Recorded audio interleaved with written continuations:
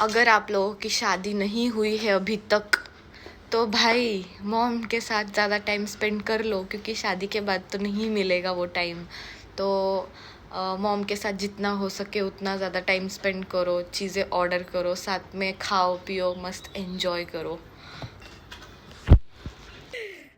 मैं कभी कभी सोचती हूँ इतना गिल्ला क्यों है बोलो? इतनी खूबसूरत माँ किसी की है क्या?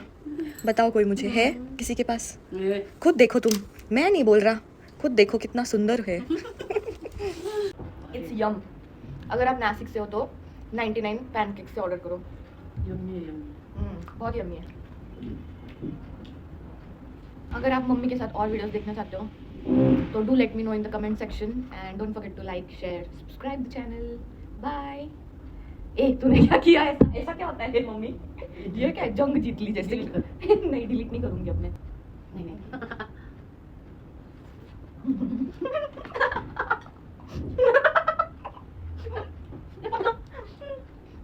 गलत आएगा। नहीं। Oh God.